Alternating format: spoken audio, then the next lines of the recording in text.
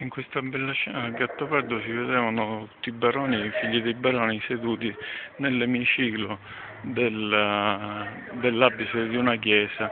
Proprio lì sedevano, prima dell'annessione piemontese, gli arcipreti, che erano, come in tutta la Sicilia, in tutto il regno di Sicilia, erano i proprietari delle parrocchie. E in Sicilia infatti la struttura della chiesa era organizzata intorno ai privati, era il figlio di famiglia che non si sposava che diventava prete a gestire poi la parrocchia, e doveva quindi essere ricco perché la parrocchia doveva mantenere i poveri.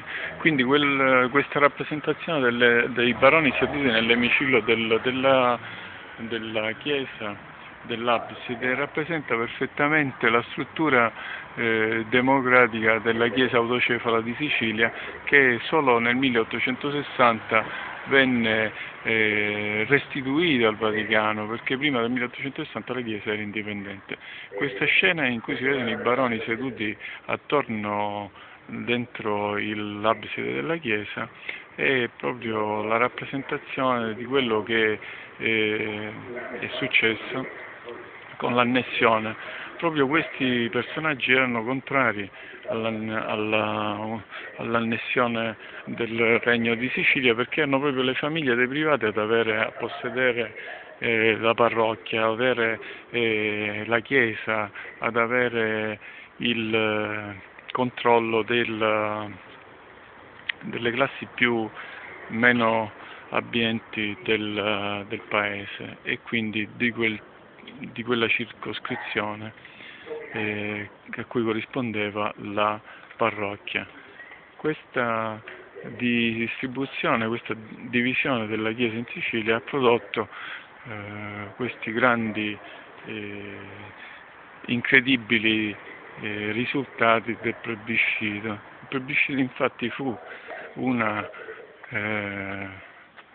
votazione priva di ogni opposizione, e in realtà nel Gattopardo si vede una scena in cui uno degli amici del Gattopardo chiede al principe: ma principe, come mai io sono proprietario di tanti terreni, so benissimo che se arrivano i piemontesi verrò escluso da ogni verranno sequestrati tutti i miei possedimenti, perché sono di una famiglia che ha una stretta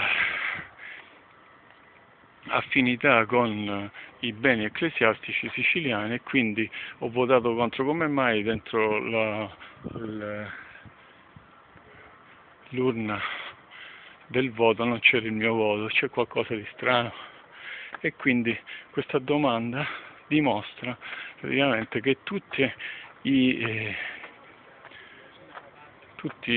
le famiglie dei preti, e non ne hanno poco, tutti i privati, sapevano benissimo che avrebbero perso le loro proprietà, votarono contro il plebiscito. Quindi i voti non potevano mai essere come sono risultati al 90% per l'annessione.